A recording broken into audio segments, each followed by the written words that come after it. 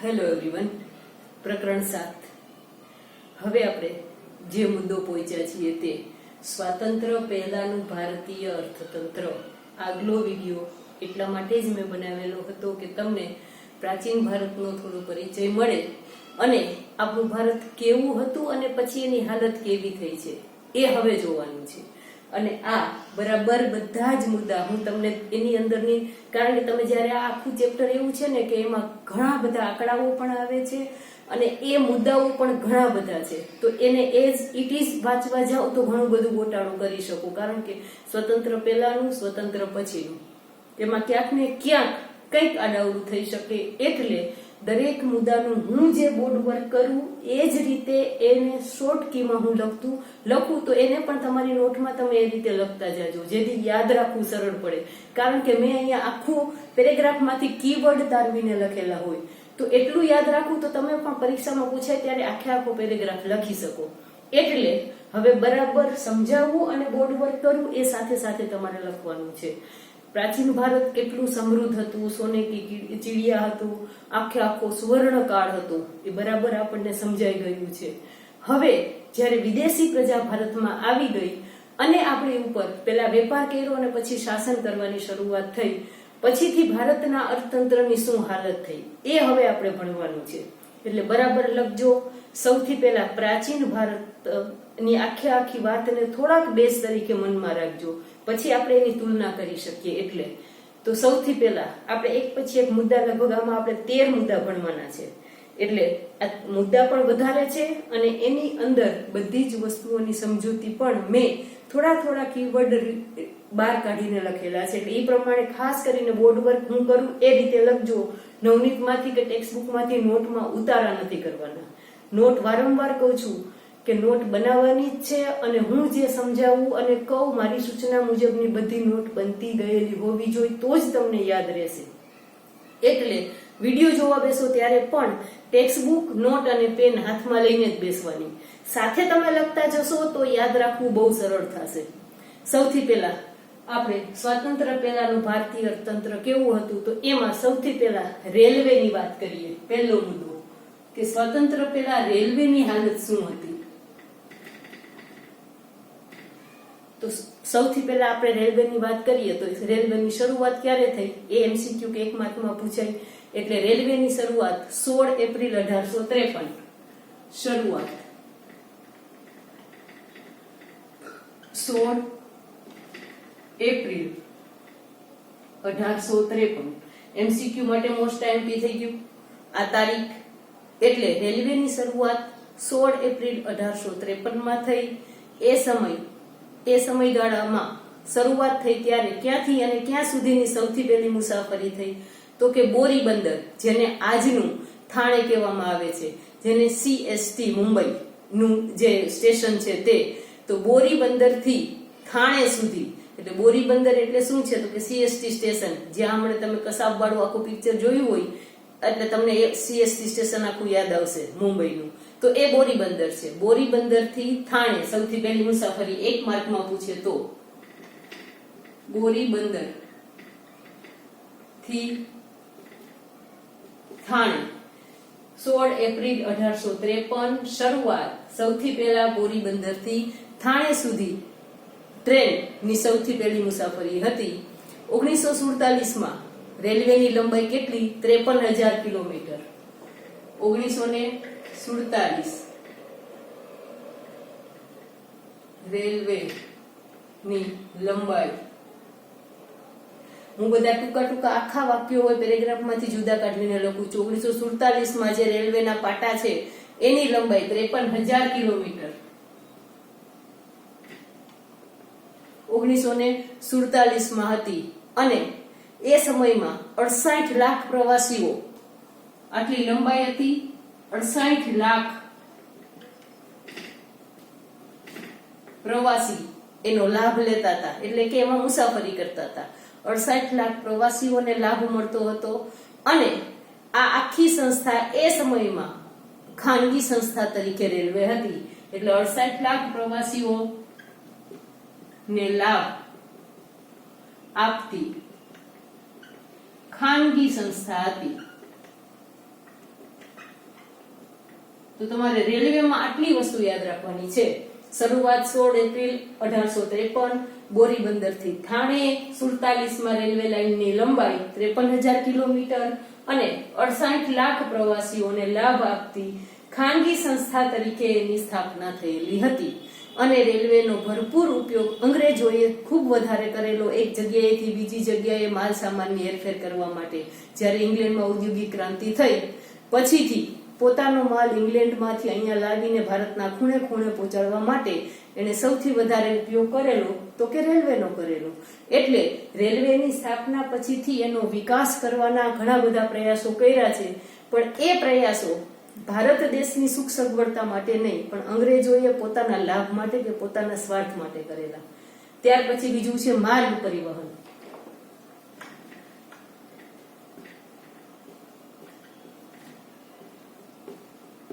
પેલા રેલવે, પછી રોડની વાત કરીએ તો માર્ગ પરિવહનમાં પણ મોસ્ટ આઈએમપી એમસીક્યુ સૌથી પહેલા યાદ રાખવાનું છે જાહેર બાંધકામ ખાતાની રચના 1855.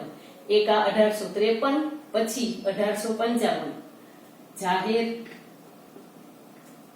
બાંધકામ ખાતાની રચના.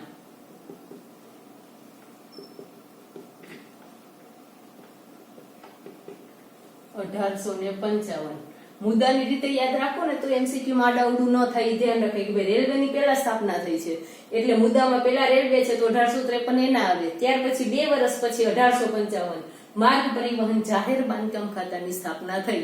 એટલે 1853 રેલવે અને ત્યાર પછી 2 વર્ષ પછી 1855 જાહેર બાંધકામ ખાતાની સ્થાપના. એટલે 1855 એમસીક્યુ માટે આ બે વસ્તુ બહુ મહત્વની છે, ઘણી બધી વાર પૂછાય છે. એટલે આ બંને વસ્તુ એમસીક્યુ, આ પણ એમસીક્યુ માટે ખાસ નોંધ કરી રાખવા જેવો પ્રશ્ન છે. જાહેર બાંધકામ ખાતાની રચના થઈ 19મી સદીના અંતે 2,78,420 કિલોમીટર રસ્તા હતા. આ રસ્તાની લંબાઈ છે. 19મી સદીના અંતે 2,78,420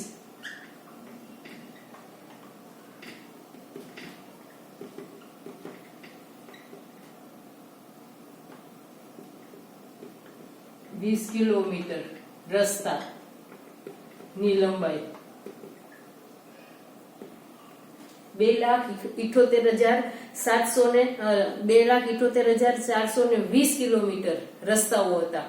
અને એમાં 1943 સુધીમાં એ રસ્તાઓમાં વધારો અંગ્રેજોએ કરેલો છે. અને 1943 સુધીમાં 4,47,105 4,47,105 કિલોમીટર. ક્યારે? તો કે 1943 સુધીમાં રસ્તાની લંબાઈ થઈ છે. એમાં પણ કાચા રસ્તા અને પાકા રસ્તા. તો કે આ જે રસ્તાની લંબાઈ છે ને 4,47,105 કિલોમીટર, એ રસ્તાઓમાં 32% પાકા રસ્તા છે અને 68% કાચા રસ્તા. પાકા રસ્તા, કાચા રસ્તા. 32% પાકા, 68% કાચા. આ પણ એમસીક્યુ કે 1 માર્ક માટે પણ પૂછાઈ શકે. કેટલા ટકા પાકા રસ્તા હતા અને કેટલા ટકા સ્વાતંત્ર્ય પહેલાનું ભારતની વાત છે, એટલે 43 સુધીની વાત છે. 47 સુધીની બધી ચર્ચા આમાં કરવામાં આવશે. એટલે માર્ગ પરિવહનનો પણ અંગ્રેજોએ વિકાસ કરેલો, પણ આ બધો વિકાસ પોતાના સ્વાર્થ માટે અને પોતાના ધંધા માટે, પોતાના વેપાર માટે થયેલો હતો. ત્યાર પછી જોઈએ પછીનો મુદ્દો બેંકો.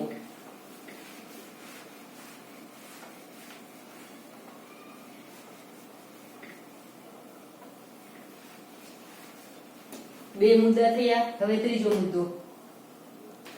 અર્થતંત્રની વાત આવે છે એટલે એ બધી જ બાબતોની વાત કરવાની છે જેનાથી અર્થતંત્રને ગતિ મળતી હોય, અર્થતંત્રનો વિકાસ થતો હોય.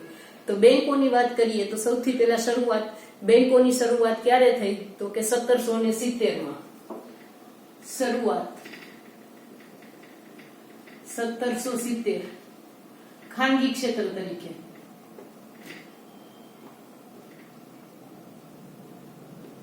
1770 બેંકોની શરૂઆત થઈ.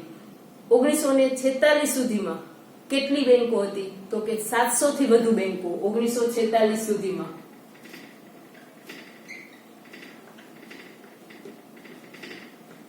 700 થી વધુ બેંકો. સ્વતંત્રતા પહેલાની વાત છે એટલે એ જ બધી ચાલુ આવશે. 1946 સુધીમાં 700 થી વધુ બેંકો અસ્તિત્વમાં આવી. આરબીઆઈ ની સ્થાપના ક્યારે થઈ? એ તો કાયમ માટે યાદ રાખવાનું છે. 1935 RBI reserve bank of India, ભારતની મધ્યસ્થ બેંક અથવા તો સર્વોચ્ચ બેંક, એને કોઈ પણ નામ તરીકે ઓળખી શકાય. મધ્યસ્થ બેંક, સર્વોચ્ચ bank, reserve bank of India, એની સ્થાપના 1935 માં થઈ. અને સ્થાપના થઈ ત્યારે એ પણ ખાનગી બેંક તરીકે થયેલી હતી, પરંતુ એનું રાષ્ટ્રીયકરણ 1949. આ બે તો કાયમ માટે યાદ રાખવાની ચાલ છે. આરબીઆઈ નું રાષ્ટ્રીયકરણ.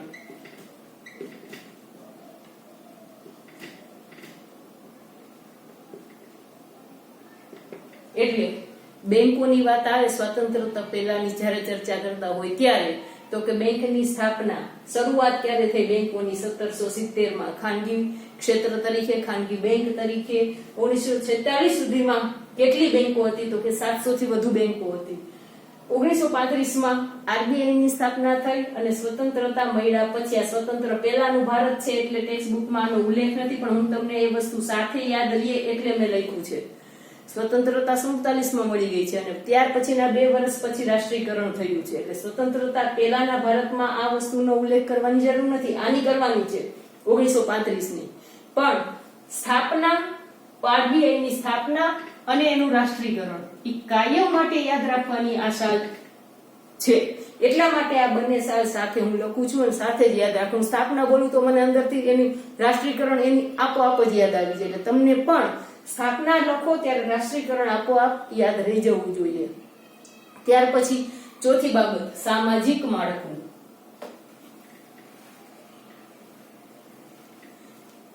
બેંકો પછી સામાજિક માળખું.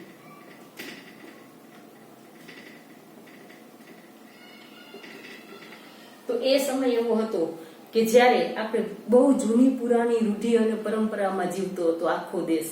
એટલે એ સમયનું સામાજિક માળખું કેવું છે? તો તમે ઇતિહાસ ભણી આવ્યા છો. દીકરીને દૂધ પીતી કરવી એટલે કે બાળકીને દૂધ પીતી કરવી. પછી પિંઢારાઓ, એનો નાશ થયો. ત્યાર પછી સતી પ્રથા અને રિવાજને રોકવામાં આવ્યો. તો આવા ઘણા બધા સારા સારા કામ. કારણ કે સતી પ્રથા તમને ખબર છે કે ભાઈ જ્યારે રાજા હારી જાય ત્યારે એની પત્ની જોહર કરે, સતી થઈ જાય, એની પાછળ મરી જાય, નહીં તો પછી બીજા રાજા એનું અપહરણ કરી જાય. એટલા માટે જેનો પતિ મરી જાય એની પત્ની સતી થઈ જાય, એની ચિતામાં એની સાથે સળગી જાય જીવતી, એને સતી પ્રથા કહેવામાં આવતી. દીકરીને દૂધ પીતી કરવી એટલે દીકરી જન્મે ત્યારે જ એને એક મોટો જે આખો કુંડ છે એ અથવા તો મોટું તપેલું દૂધનું ભરીને એમાં એને ડુબાડી દેવામાં આવતી. ખરેખર ક્રૂર અને ઘાતકી કાર્ય હતું, પરંતુ એ સમયમાં મા બાપને બાળક વાલા નહોતા એવું નહોતું, પરંતુ દહેજ પ્રથા એટલી મોટી હતી અને ગરીબી ખૂબ વધુ હતી કે દીકરીને મોટી કરે તો પછી એને દહેજમાં દેવા માટે એની પાસે કાંઈ ન બચતું. એટલા માટે પણ આવી બધી પ્રથાઓ એ સમયમાં હતી, પણ હકીકતે આ આખી ખોટા રિવાજો અને પ્રથા હતી. એટલે અંગ્રેજોએ એના સમયમાં આવા બધા રિવાજો દૂર કરવા માટે, જો કે એ સમયમાં આર્ય સમાજને સ્વામી દયાનંદ સરસ્વતી ને રાજા રામમોહન રાય ને આ બધો જ તમે ઇતિહાસ ભણેલા છો કે જેણે આવા બધા કુરિવાજો દૂર કરવા માટે ઘણા બધા પ્રયત્નો કરેલા હતા. તો આ કુરિવાજો દૂર કરવા માટે અંગ્રેજોએ પણ ઘણા બધી આમાં મદદ કરેલી છે. એટલે બાળકીને દૂધ પીતી કરવી. પછી પિંઢારાનો નાશ. આ પિંઢારા શું છે? તો તમે આમ તો પિક્ચરો જોતા હો તો ક્યાંક ને ક્યાંક કઈક ખબર થોડી પડે જ. હમણાં જે પિક્ચર આવેલું મને નામ તો યાદ નથી, પણ એમાં આખું પિંઢારાઓ બતાવવામાં આવેલા હતા. જ્યારે ભારત રાજાઓ અને રજવાડાઓમાં વેચાયેલું હતું ત્યારે બધા જ રાજા અને રજવાડાના પોતપોતાના સૈનિકો હતા અને એ સૈનિકો રાજાના પોતાના રાજ્યનું રક્ષણ કરવાનું કામ કરતા. એટલે એને બીજું કઈ કામ કરવાનું થતું નહીં, એટલે એ બીજું કામ ક્યારે શીખા નહોતા કે બીજું એને કોઈ કામ આવડતું નહોતું. જ્યારે અંગ્રેજો શાસન ઉપર આવ્યા, રજવાડાઓ બધા જતા રહ્યા અને બધા જ રાજાઓ છે ખાલી નામના જ રહ્યા હતા.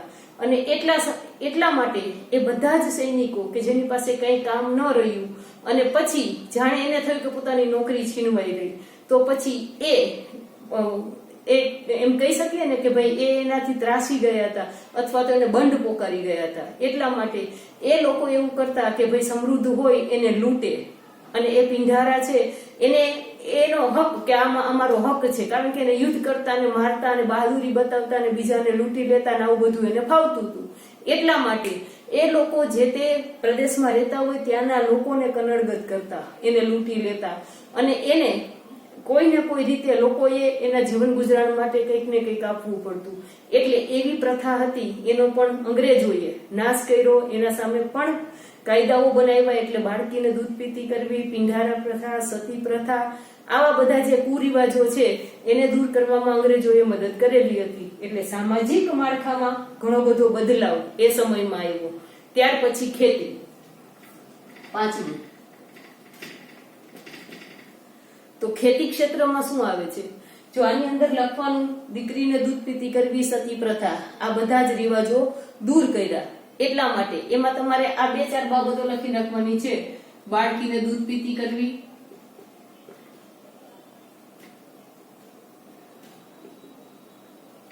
સતી પ્રથા, પિંઢારાઓનો નાશ વગેરે સારા કાર્યો સામાજિક માળખાને બદલવા માટેના અંગ્રેજોએ કરેલા હતા. એ સમયમાં આ બધું થયેલું હતું. એમાં ભારતીય લોકોની પણ સામેલગીરી હતી. મેં કીધું રાજા રામમોહન રાય ને દયાનંદ સરસ્વતી ને આ બધા પણ આ માટેની ચળવળો ચલાવેલી હતી. ત્યાર પછી ખેતીનો સમય કેવો હતો તો તમને લગાન યાદ હશે, એટલે તમને આખે આખું ખેતીનું માળખું સમજાઈ જશે. લગાન પિક્ચર યાદ કરો તો ઊંચી જમીન મહેસૂલ અને જમીનદારી પ્રથા, ખેડૂતોનું શોષણ, અને એટલે ખેડૂતો ધીમે ધીમે પાયમાલ થઈ ગયા હતા. ગળીનું ફરજિયાત, એ પણ એક પિક્ચર આવેલું હતું રિતિક રોશનનું, જેમાં ગળીનું ફરજિયાત ઉત્પાદન કરાવે છે એ સમયમાં. કારણ કે જ્યારે ઔદ્યોગિક ક્રાંતિ થઈ ને ઇંગ્લેન્ડમાં, તો ત્યાં એને કાપડ ઉદ્યોગ માટે ગળીની જરૂરિયાત હતી, અને એટલા માટે ખેડૂતોને ફરજિયાતપણે ગળી વાવવાનું કહે. અને ખેડૂતો પાસે પૈસા ના હોય, એને ધિરાણ પણ કોઈ પણ જાતનું મળે નહીં, ધિરાણ કોઈ વળતર ના મળે. ખેડૂતો સતત અને સતત દેવામાં ડૂબતા ગયા, કારણ કે ખેડૂતો પાસે ફરજિયાતપણે એવી ખેતી કરાવવામાં આવતી કે જેમાં એને લાભ ના થાય પણ અંગ્રેજોને લાભ થાય. એટલે ખેતીનું માળખું ધીમે ધીમે ધીમે સાવ પડી ગયું, અને ખેડૂતોનું સતત શોષણ થવા લાગ્યું.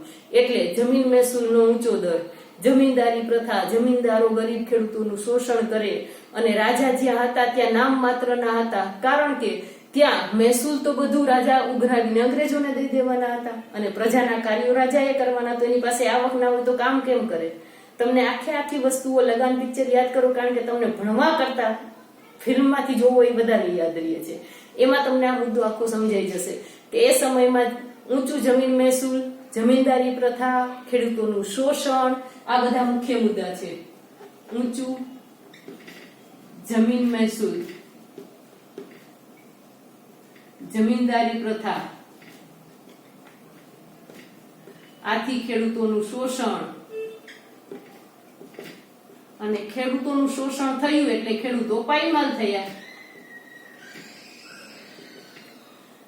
અને ખેડૂતો પાયમાલ થયા એટલે દેવાદાર થઈ ગયા. દેવાદાર થયા એટલે ખેડૂતની હાલત વધુ ને વધુ ખરાબ અને ખરાબ થતી ગઈ. એટલે સ્વતંત્ર પહેલાના ભારતમાં, પ્રાચીન ભારતમાં જે સમૃદ્ધિ ખેડૂતની હતી એ બધી જ અંગ્રેજોએ આવીને શોષણ કરી લીધું. એટલે ખેડૂતો પાયમાલ થયા, દેવાદાર થયા. આ ખેતીની હાલત હતી. ત્યાર પછી હવે આવે છે મહેસૂલનો દર.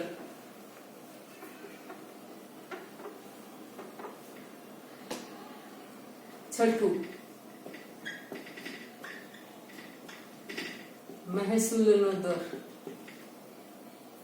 તો મહેસૂલનો દર કયા પ્રકારનો? તો કે એમાં પણ ઊંચા અને નીચા મહેસૂલના દર, અને સાથે શોષણ તો બધે હતું જ. ઈસ્ટ ઇન્ડિયા કંપનીએ રાજા પાસેથી મહેસૂલ ઉઘરાવવાની સત્તા મેળવી લીધી. લગાન યાદ કરો. બધો મહેસૂલ કંપની ઉઘરાવે, અને પ્રજાકીય કાર્યો કરવાના છે તો એ રાજાએ કરવાના છે. તો રાજા પૈસા વગર કેમ કરે? જે કઈ કર આવે, મહેસૂલ આવે, એ બધું તો કંપની લઈ જાય. એટલે ઈસ્ટ ઇન્ડિયા કંપનીએ રાજા પાસેથી મહેસૂલ ઉઘરાવવાની સત્તા મેળવી લીધી. ઊંચા દરે જમીન મહેસૂલ ઉઘરાવવાનો પરવાનો મેળવી લીધો. એટલે એને મન પડે એવા દરે એ જમીન મહેસૂલ ઉઘરાવે એટલે ખેડૂતો મહેનત કરીને તૂટી જાય અને એના હિસ્સામાં તો કાંઈ ન બચે. ખેતીનો અડધો ભાગ જમીન મહેસૂલ તરીકે ચૂકવી દેવો પડતો. જેટલી મહેનત કરે વગર મહેનતે 50% હિસ્સો અંગ્રેજોને આપી દેવાનો. એટલે મહેસૂલ દરની વાત કરીએ ત્યારે સૌથી પહેલા તો ઈસ્ટ ઇન્ડિયા કંપનીએ, તમારે એના મુદ્દાની અંદર લખવાનું છે કે ભાઈ મહેસૂલ ઉઘરાવવાની સત્તા રાજા પાસેથી કંપનીએ લઈ લીધી. મહેસૂલ ઉઘરાવવાની સત્તા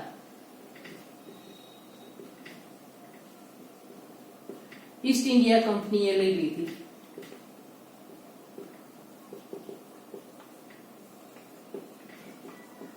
પેલા રાજાઓ ઉઘરાવતા અને ખેડૂતોનું જો ઉત્પાદન ન થાય તો રાજાઓ મહેસૂલ માફ પણ કરતા.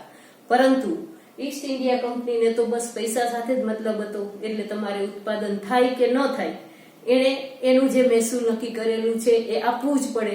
એટલે ઊંચા દરે મહેસૂલ ઉઘરાવે. ખેડૂતોનો અડધો ભાગ મહેસૂલમાં જાય. ઊંચા દરે મહેસૂલ ઉઘરાવે અને મહેસૂલનો દર કેટલો છે તો કે ખેડૂતનો અડધો ભાગ મહેસૂલ તરીકે, ઉત્પાદનનો અડધો ભાગ મહેસૂલ ચૂકવવાની. એટલે જે કઈ મહેનત કરે એમાંથી અડધું સીધું આપી દેવાનું. અને જો ખેડૂત આ મહેસૂલ ચૂકવવા માટે નબળો પુરવાર થાય તો ખેડૂત પર જુલમ કરે, સજા આપે, દંડ કરે, એની મિલકત જપ્ત કરી દે, જમીન મકાન જે કઈ એની પાસે હોય તે. એટલે ખેડૂતો ઉપર જુલમ થતું. આથી ખેડૂતો ધીમે ધીમે એકદમ શોષણ થયું, દેવાદાર થઈ ગયા અને પારાવાર નુકસાન થયું. એટલે આ જો આ અડધો ભાગ ચૂકવવા માટે સક્ષમ ના હોય તો એની ઉપર જુલમ, દંડ, સજા, અત્યાચાર, મિલકત જૂટવી લે, મિલકત જપ્તી, આ બધું જ. એટલે અંતે ખેડૂતોને પારાવાર નુકસાન થયું. પારાવાર નુકસાન અને અંતે ખેડૂત દેવાદાર બન્યો. આટલા મુદ્દા મહેસૂલ દરની અંદર તમારે યાદ રાખવાના છે. ત્યાર પછી આવશે કરવેરા. આ તો જમીન મહેસૂલની વાત હતી. હવે આવે છે કરવેરા. એમાં પણ બેવડી નીતિ. સ્વતંત્રતા પહેલા ભારતમાં કરવેરાનો દર કેવો હતો અને એ કરવેરાના ઊંચા દર કઈ રીતે લેતા? કરવેરાનો ઊંચો દર સ્વાભાવિક છે કે ભાઈ એ સત્તા હવે અંગ્રેજોના પાસે આવી ગઈ છે અને અંગ્રેજોને કોઈ પણ રીતે ભારતમાંથી શોષણ કરીને વધુ ને વધુ પૈસા ઇંગ્લેન્ડ ભેગા કરવાના છે. તો કરવેરાના દર ની વાત કરીએ તો 1876 બ્રિટનમાં ઊંચી આવક ધરાવતા જે લોકો છે એની પાસેથી રાષ્ટ્રીય આવકના 8% હિસ્સો કરવેરા પેટે લેવાતો. જો યાદ રાખજો, બ્રિટનમાં સૌથી ઊંચી આવક ધરાવતા લોકો છે ને એની પાસે 8% રાષ્ટ્રીય આવકનો હિસ્સો કરવેરા પેટે લેવામાં આવતો. જ્યારે ભારતમાં શું છે તો કે ભારતમાં નીચી આવક ધરાવતા લોકો પાસેથી 15%. બ્રિટન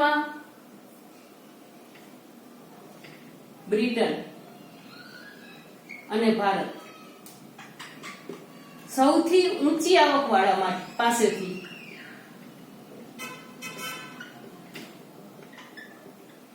માત્ર 8% અને ભારતમાં સૌથી નીચી આવક વાળા પાસેથી 15% કરવેરાનો દર. તમે જુઓ આ બેવડી નીતિ કરવેરાની. અને એટલા માટે શું થાય તો કે ભાઈ ઊંચા કરવેરાથી ભારતના લોકોની આવકમાં તો કઈ બચે જ નહીં. એટલે ભારતીય ઉપર એની ઊંચા કરવેરાની માઠી અસર થાય છે. ઊંચા કરવેરા બ્રિટિશ પર નીચા કરવેરા, આ સીધો ભેદભાવ જોવા મળે છે અને એને લઈને કરવેરાના ઊંચા દરોથી ભારતીય પ્રજાનું શોષણ થાય અને બ્રિટનની પ્રજા જે ઊંચી આવક મેળવે છે એને 8% જ છે તો પછી ત્યાં વધુ ને વધુ આવક મળે છે, એને ઓછા પૈસા ચૂકવવા પડે છે સરકારને. ભારતમાં નીચી આવક વાળા પાસેથી પણ 15% જેટલો ઊંચા કરવેરાના દર રાખવામાં આવેલા. એટલે ધીમે ધીમે ભારતીય પ્રજાનું શોષણ થયું અને આ જે કરવેરાના દર તમને યાદ હશે દાંડી યાત્રા, દાંડી કૂચ ગાંધીજીની, આખો ઇતિહાસ ભણીને આવ્યા છો તમે. તો દાંડી કૂચ પણ શા માટે કર્યું કે ભારત આટલું બધું મીઠું પકવતો દેશ છે અને એ મીઠા ઉપર પણ કરવેરા એટલા ઊંચા નાખવામાં આવ્યા કે ગરીબ માણસ મીઠું ના હોય તો ખાય શું? એટલે સવિનય કાનૂન ભંગ અને આખી દાંડી કૂચની આખી વાત તમને ખબર છે, ભણીને આવેલા છો. એટલા માટે ગાંધીજીએ આ દાંડી કૂચની યાત્રા કરવી પડી કે જેમાં સવિનય મીઠાની ચપટી, દાંડીના દરિયા કિનારેથી ચપટી એક મીઠું લઈને એ સવિનય કાનૂન ભંગ કરે છે. આખો ઇતિહાસ તમે જાણો છો. એટલે કરવેરાના ઊંચા દરથી પણ પ્રજાઓનું શોષણ થયું. એટલે ધીમે ધીમે ભારતના લોકો ગરીબમાંથી વધારે ને વધારે ગરીબ બનતા ગયા. હવે આવે છે જકાતના વિવિધ દરો. કરવેરા પછી જકાતના દર.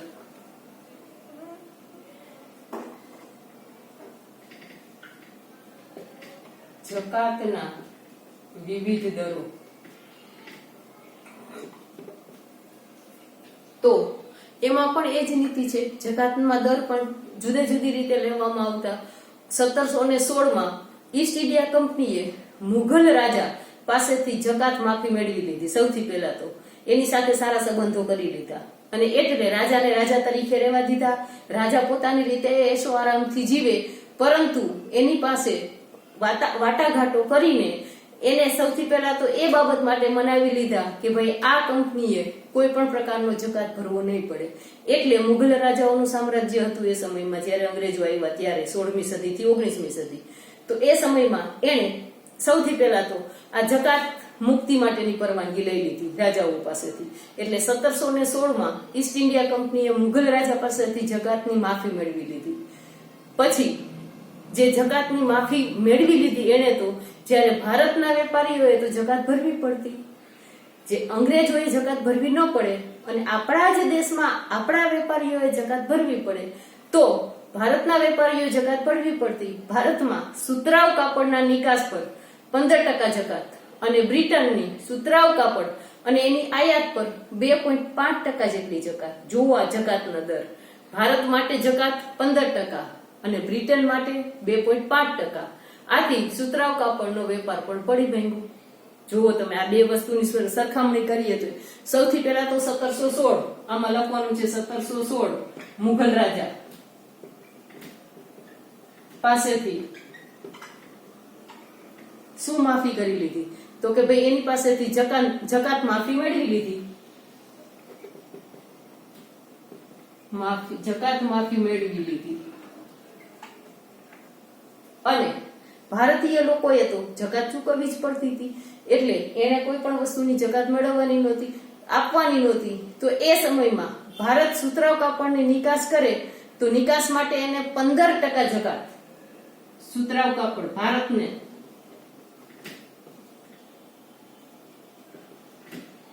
સુતરાઉ કાપડ ની નિકાસ 15% જકાત. જ્યારે બ્રિટન માટે સુતરાઉ કાપડ 2.5% જકાત. આ રીતે જ્યારે જકાત વધારે લાગે તો સ્વાભાવિક છે કે 100 રૂપિયાની વસ્તુ છે એ 15% જકાત ગણો તો 115 ની થાય. જ્યારે બ્રિટનની 100 રૂપિયાની વસ્તુ છે એનું જ સુતરાઉ કાપડ તો એને 102 રૂપિયા અને 50 પૈસામાં થાય. તો સ્વાભાવિક છે કે ભારતના કાપડ કરતા એનું કાપડ સસ્તું થાય.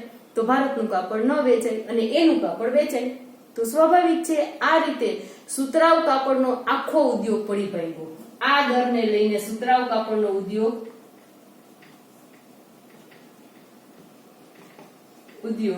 પડી ભાંગ્યો. કારણ કે આ જકાતના માં જે બે રીતે જકાતના દર, જેમ આગળ મહેસૂલ દરમાં પણ એવી જ રીતે કરેલું છે, કરવેરાના દરમાં પણ જે કરેલું છે એ જ રીતે જકાતના દરમાં પણ બ્રિટનના લોકો અને ભારતના લોકો બંને પાસે જુદા જુદા પ્રકારના ઓલ ઓવર નીતિ જ એવી કે ભારતીય લોકોનું વધુ ને વધુ શોષણ થાય અને બ્રિટનના લોકોને ફાયદો થાય. એટલે ધીમે ધીમે થતા ખેતી પડી ભાંગી, ઉદ્યોગ પડી ભાંગ્યા અને વેપાર પણ પડી ભાંગ્યો. કારણ કે હવે આ વેપાર ઉપર અસર થાય એટલે એના ઉદ્યોગો પડી ભાંગે. અને આપણા ઉદ્યોગો પડી ભાંગે તો એના ઉદ્યોગોનો વિકાસ થાય અને એની વસ્તુઓ અહીંયા આવીને વેચી શકે. સ્વાભાવિક છે. એટલે જકાતના વિવિધ દરોને લઈને સુતરાઉ કાપડનો ઉદ્યોગ આખે આખું, કારણ કે સુતરાઉ કાપડના નિકાસમાં ભારત સર્વપ્રથમ હતું. બીજી ઘણી વસ્તુઓનું નિકાસ થતું, પણ ટોચ ઉપર સુતરાઉ કાપડ હતો ભારતનો. પણ એને પણ અંગ્રેજોએ ધીમે ધીમે આખે આખું શોષણ કરીને અને આ બેવડી નીતિથી આખે આખો એનો નાશ કરી દીધો, કે એને લગભગ આ ઉદ્યોગ એ બંધ જ કરાવી દીધો. એટલી હદે એ પડી ભાંગ્યો. ત્યાર પછી આવે છે ઉદ્યોગોની નીતિ કેવી છે, ઔદ્યોગિક નીતિ. તો ભાઈ આપણને ખબર પડે કે એ જ સમયમાં ઇંગ્લેન્ડમાં ઔદ્યોગિક ક્રાંતિ થઈ હતી. તો અંગ્રેજોનો તો એક જ એમ હતો કે ભાઈ એના ઉદ્યોગોનો વિકાસ થાય, એની વસ્તુઓ વેચાય. એટલે ઉદ્યોગોની નીતિમાં પણ આપણી સાથે એવો જ અન્યાય છે. એટલે કે ઔદ્યોગિક નીતિની વાત કરીએ તો કે ઔદ્યોગિક નીતિ કેવી હતી, તો 1750 થી 1830 ઔદ્યોગિક ક્રાંતિ થઈ. બ્રિટનમાં ઔદ્યોગિક ક્રાંતિ, બ્રિટન ઔદ્યોગિક ક્રાંતિ.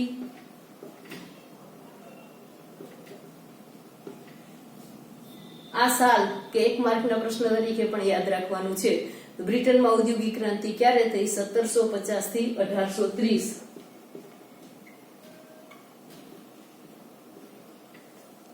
હવે આ ઔદ્યોગિક ક્રાંતિનો જે સમયગાળો છે, ત્યાર પછી ભારતમાં એ લોકોનો એક જ એમ હતો કે ભાઈ એના ઉદ્યોગોનો વિકાસ થાય અને ભારતમાં એ વસ્તુઓ વેચાય. અને એટલા માટે બ્રિટનની વસ્તુ ભારતમાં વધુ ને વધુ વેચાય એવી નીતિ એને બનાવી. અને એવી નીતિમાં તો આ બધા જે જકાતના દર, કરવેરાના દર એટલે તો એવા ઊંચા રાખી દીધા હતા કે જેથી કરીને ભારતીય વસ્તુઓ ઓછી વેચાય અથવા તો ભારતીય ઉદ્યોગો જ પડી ભાંગે અને એ જ ઉદ્યોગોનો વિકાસ થાય. એટલે બ્રિટનની વસ્તુ ભારતમાં વધુ વેચાય એવી એને ઉદ્યોગ નીતિ બનાવી. ભારતીય ઉદ્યોગકારો એટલે નિરુત્સાહી થઈ ગયા અથવા તો એને સતત ખોટનો સામનો કરવો પડ્યો. એટલા માટે ઉદ્યોગો પડી ભાંગ્યા, શ્રમિકો બેકાર થઈ ગયા અને ઉદ્યોગ ક્ષેત્રે કે વેપાર ક્ષેત્રે કે સેવા ક્ષેત્રે નોકરી ધંધો કઈ ન રહ્યો. એટલે પછી શું, એક ખેતી હતી એટલે બધા જ શ્રમિકો જે બેકાર થયા છે એ બધા જ ખેતી તરફ વળ્યા અને એટલે ખેતી પરનું પણ ભારણ વધ્યું. એટલે ઉદ્યોગ નીતિ પણ એવી જ હતી કે જેમાં સૌથી વધારે ને વધારે ફાયદો બ્રિટનના લોકોને થાય અને ભારતીય લોકો કે ભારતના ઉદ્યોગકારો નિરુત્સાહિત થાય. આની અંદર એ વસ્તુ લખવાની છે. ત્યાર પછી આવશે 10મું, આર્થિક શોષણ. 10મું, આર્થિક શોષણ. જો એક પછી એક મુદ્દા તમે જોતા જવું તો ખબર પડે કે કેવી રીતે ભારત સોને કી ચીડિયા હતું અને એ ધીમે ધીમે થતા આ જ્યારે અંગ્રેજોની ચુંગાલમાં આવે છે પછી કેવા શોષણનો ભોગ બનતું જાય છે. તો બ્રિટિશ અર્થતંત્ર ને લાભ થાય એવી આખી વ્યૂહરચના હતી. એની ઔદ્યોગિક નીતિ એવી હતી, એની કરવેરાની નીતિ એવી હતી, એના જકાતના વિવિધ દરો એવા હતા. એટલે આર્થિક શોષણ લોકોનું સૌથી વધારે થયું. બ્રિટિશ અર્થતંત્રને લાભ થાય એવી જ આખી વ્યૂહરચના, એવી જ એને વેપાર નીતિ બનાવી કે જેથી બ્રિટનના ઉદ્યોગોનો વિકાસ થાય અને ભારતીય ઉદ્યોગો પડી ભાંગે. એ જ રીતે ખેતી ઉદ્યોગની નીતિ પણ બ્રિટનના લોકોનો વિકાસ થાય, બ્રિટનનો વિકાસ થાય અને એને પ્રોત્સાહન મળે એવી હતી. ભારતીય ઉદ્યોગો ભલે પડી ભાંગે એનાથી અંગ્રેજોને કઈ ફેર પડતો નહોતો. બ્રિટિશ ઉદ્યોગોનો કાચો માલ મળી રહે તે માટે ભારતીય ખેતીનું વેપારીકરણ કર્યું. જેમ કીધું કે ભાઈ બ્રિટિશ ઉદ્યોગોમાં કાપડ ઉદ્યોગોનો વિકાસ થયો તો એને ગળીની જરૂરિયાત વધુ ઊભી થઈ. તો ભારતના લોકો પાસે, ખેડૂતો પાસે ફરજિયાત ગળીનું વાવેતર કરાવે. એમાં પણ ખેડૂતો પાયમાલ થઈ ગયા. એટલે એને જે વસ્તુની જરૂર હોય એવી ખેતી ફરજિયાતપણે અહીંયા લોકો પાસે કરાવવામાં આવી. તો એ કાચો માલ એને મળે અને એના ઉદ્યોગોનો વિકાસ થાય એવી જ એને આખી આર્થિક નીતિ બનાવી. એટલે આપણું ધીમે ધીમે શોષણ થવાનું શરૂ થયું. એટલે આર્થિક શોષણનો ભોગ ભારતીય લોકો બને છે. ત્યાર પછી હસ્તકલા કારીગીરીનું શોષણ. ભારતના લોકોમાં કેવી સરસ હસ્તકલા કારીગીરી હતી. હસ્તકલા કારીગીરી તે સમયમાં તો કે એનું પણ શોષણ કર્યું. તમે ઇતિહાસ ભણેલો છે એટલે તમને ખબર છે કે અંગ્રેજોએ એક સમયે તો એ સમયમાં એ જુદી જુદી રીતે શોષણ કરવામાં તો કંઈ બાકી જ નથી રાખ્યું. ખાસ કરીને ઈસ્ટ ઇન્ડિયા કંપની હસ્તકલા કારીગરી, આ વસ્તુથી ઈસ્ટ ઇન્ડિયા કંપનીને ભારે આવક થતી. સૌથી પહેલા તો હસ્તકલા કારીગરી, આપણે ખાસ કરીને કચ્છીમાં જે હાથ વણાટ આજે પણ એટલું ફેમસ છે ને, ગુજરાતની વાત કરીએ, કચ્છની વાત કરીએ, ભારતના વિવિધ પ્રદેશોની વાત કરીએ, બધાની કંઈક ને કંઈક ખાસિયત છે. તો આવી બધી વસ્તુઓ વેચીને બ્રિટન જે અંગ્રેજો છે એને સૌથી વધારે ફાયદો થતો. અને એને સૌથી, કારણ કે આવી હસ્તકલા કારીગરી જે કરનારા છે એની પાસેથી ઓછા પૈસે એનું શોષણ કરીને સસ્તા દરે લઈને વિદેશોમાં એને ખૂબ વધારે કિંમતથી વેચે. એટલે વિદેશોને એનાથી સૌથી વધારે, અંગ્રેજોને એનાથી સૌથી વધારે આવક થતી હતી. અને 15 થી 40% ઓછી કિંમતે એને ખરીદતા. એટલે આવી વસ્તુઓ વિદેશમાં વેચીને એને આવક મેળવવી હતી. અને એટલે આપણી પાસેથી કે આપણા જે કારીગરો છે એની પાસેથી 15 થી 40% ઓછી કિંમતે વસ્તુ ખરીદતા. 15 થી 40% ઓછી કિંમતે વસ્તુ ખરીદે. આ હસ્તકલાની વસ્તુ, આ વસ્તુ ખરીદે અને ખૂબ ઊંચી કિંમતે વેચે, વિદેશમાં વેચે. એટલે ફાયદો તો અંગ્રેજોને જ થવાનો છે. ના પાડે તો એને પણ દંડ કરે, એને સજા આપે, જોર જુલમ કરે. જો આપવાની ના પાડે તો એને માર મારે, એને જેલમાં પૂરી દે. આની પાસે તો કેટલા બધા રસ્તા હતા શોષણ કરવાના, અત્યાચાર કરવાના. એટલે ફરજિયાતપણે એ જે કિંમત આપે એ કિંમતે આ વસ્તુઓ વેચવાની થતી. એટલે આટલી મહેનત કરીને, રાત દિવસ ઉજાગરા કરીને એટલી સરસ હસ્તકલાની વસ્તુઓ અને નમૂનાઓ બનાવે અને આવક તો બધી જ અંગ્રેજો લઈ જાય, આપણા ભાગે કશું ન બચે. એટલે આ હસ્તકલા કારીગરી ક્ષેત્રે જે કામ કરતા હતા એ બધા કારીગરોનું પણ ખૂબ શોષણ થયું. ત્યાર પછી આવે છે મૂડીરોકાણનો પ્રવાહ. એ સમયે કેવો રાખવો? મૂડીરોકાણનો પ્રવાહ. તો હવે મારે તમને કેવું ના પડે કે મૂડીરોકાણનો પ્રવાહ કેવો હોય. એનું તો મૂડીરોકાણ એવું જ કરવું છે કે જ્યાં ફાયદો એ લોકોને થાય, એટલે કે અંગ્રેજોનો થાય, અથવા તો ઇંગ્લેન્ડમાં જે ઉદ્યોગો સ્થાપેલા છે ત્યાં વધારે ફાયદો થાય એવો મૂડીરોકાણનો પ્રવાહ એ કરે. એટલે બ્રિટિશ અર્થતંત્રને લાભ મળે એવું જ મૂડીરોકાણ કરવામાં આવ્યું. દાખલા તરીકે રસ્તા અને રેલવેમાં મૂડીરોકાણ કર્યું. કાચો માલ બ્રિટનને ઝડપથી પહોંચાડી શકાય. બ્રિટનમાંથી જે પાકો અને તૈયાર માલ આવે એ ભારતના ખૂણા ખૂણા સુધી ઝડપથી પહોંચાડી શકાય. બધી જગ્યાએ પહોંચાડીને ઝડપથી એનું વેચાણ કરી શકાય. એટલે એને મૂડીરોકાણ રેલવેમાં કર્યું, રસ્તામાં કર્યું. સ્વાભાવિક છે. શા માટે? તો કે એનો માલ ઝડપથી વેચાય, કાચો માલ લઈને ત્યાં સુધી ઝડપથી પહોંચે અને તૈયાર માલ ભારતના બજારમાં વેચી શકાય બહુ ઝડપથી. એટલા માટે. અને રેલવે અને માર્ગની વ્યવસ્થા. ત્રીજું, લશ્કર માટે, લશ્કરની હેરફેર ઝડપથી થઈ શકે. એટલે મૂડીરોકાણમાં સૌથી પહેલા એને એવી જ જગ્યાએ મૂડીરોકાણ કર્યું કે જ્યાં એને લાભ મળે. તો એને મૂડીરોકાણ રેલવેમાં કર્યું, રસ્તામાં કર્યું. તો આ રેલવે અને રસ્તામાં શા માટે કર્યું? તો કે કાચો માલ ઝડપથી લઈ જવા અને તૈયાર માલ ઝડપથી વેચવા, લશ્કરી હેરફેર માટે. તો એને મૂડીરોકાણ આ બે બાબતમાં કરેલું. આગળ આપણે જોયું ને, રસ્તા અને રેલવે, પેલા બે મુદ્દા. તો મેં કીધું હતું, ત્યારે જ મેં તમને કીધું હતું કે એને એમાં મૂડીરોકાણ પોતાના સ્વાર્થ માટે કરેલું હતું. એટલે અહીંયા મૂડીરોકાણ માત્ર અને માત્ર ઇંગ્લેન્ડનો વિકાસ થાય, અંગ્રેજોનો વિકાસ થાય અને પૈસા વધુ ને વધુ ઇંગ્લેન્ડમાં લઈ જઈ શકાય એટલા માટે કરેલો છે. રેલવેના ઉચ્ચ અધિકારી કોણ હોય? તો કે બ્રિટનથી લાવવાના. રેલવે ક્ષેત્રનું એવડું મોટું માળખું ઊભું કરી દીધું તો એનું સંચાલન માટે અધિકારીઓની જરૂર પડે. તો એ ઉચ્ચ અધિકારીઓ ત્યાંથી લઈ આવવાના, એને પગાર ચૂકવવાનો, એને પૈસા મળે, આર્થિક સમૃદ્ધિ મળે. ભારતના લોકોને તો ઉચ્ચ અધિકારી તરીકે રાખે નહીં. એટલે રેલવેના ઉચ્ચ અધિકારીઓ, રસ્તા, વાહન વ્યવહાર, એમાં જ્યાં જ્યાં જરૂર પડે ત્યાં ઉચ્ચ અધિકારીઓ ઇંગ્લેન્ડથી લાવવાના. અને એને જે કઈ ચૂકવણું કરવાનું છે તો અહીંયા કરવેરા નાખીને આપણા પૈસાથી કરવાનું છે. એટલે ત્યાર પછી આવે છે શિક્ષણ. તો કે શિક્ષણમાં મૂડીરોકાણ શા માટે કર્યું? તો કે ભાઈ કારકુનો પેદા કરવા માટે, એને આ બધી વ્યવસ્થા જાળવવા માટે, ક્લાર્કો જોશે, અને એટલા માટે એણે શિક્ષણમાં પોતાની જરૂરિયાત વાળા માણસો ઉભા થઈ શકે એવી રીતે મૂડીરોકાણ એને શિક્ષણમાં કર્યું. એટલે રેલવેમાં કર્યું, રસ્તામાં કર્યું, શિક્ષણમાં કર્યું, ક્લાર્ક ઉભા કરવા માટે.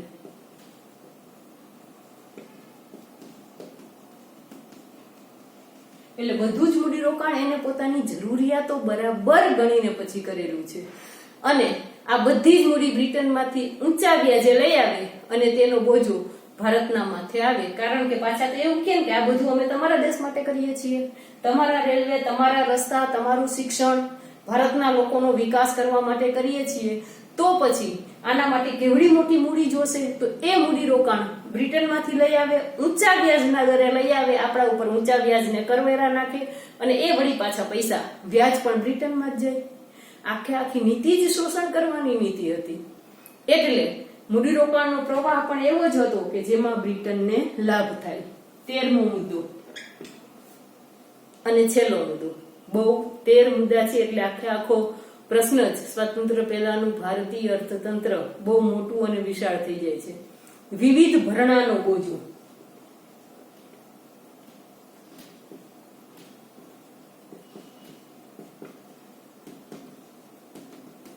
તો આ વિવિધ ભરણા એટલે કેવા ભરણા છે? તો કે ભારતે બ્રિટિશ હુકુમતને વહીવટનો ચાર્જ ચૂકવવો પડતો, અને એને શું કહેવામાં આવે તો કે હોમ ચાર્જીસ. 1 માર્કનો પ્રશ્ન છે, હોમ ચાર્જીસ એટલે શું?